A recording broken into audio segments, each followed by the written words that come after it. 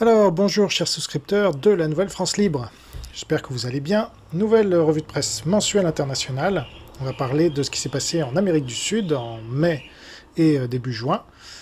On ne perd pas le focus sur l'actualité internationale. Je vous rappelle que la géopolitique surdétermine la politique nationale. Et tous les jeux de chaises musicales auxquels on assiste en ce moment ne veut à peu près rien dire, ne changera quasiment rien.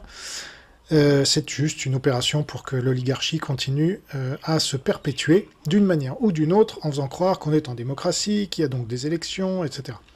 Alors que non, nous sommes en Troisième Guerre mondiale, le gouvernement collabore avec les Russo-Chinois, et donc il faut le cacher tout ça. Mais c'est intéressant de voir donc, ce qui se passe en Amérique du Sud, par exemple, donc après la reconstitution de l'URSS avant-hier, et le Moyen-Orient hier.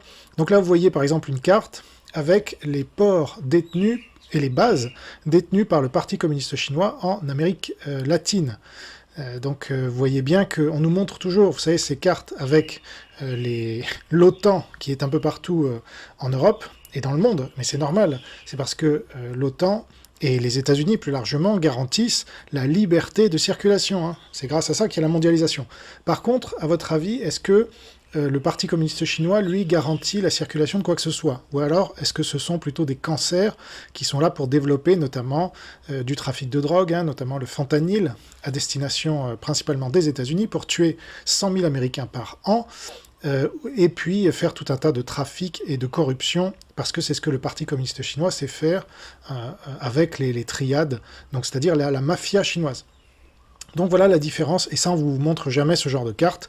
Donc là vous voyez que l'Amérique latine est complètement entourée, encerclée, assiégée même. Voilà, donc on va parler d'Argentine, du Brésil, du Cuba, de la Colombie, de l'Équateur, du Guatemala, du Mexique, du Panama, du Pérou, du Salvador, de l'Uruguay, du Venezuela, et quelques autres informations à la fin. Un agenda chargé, c'est parti.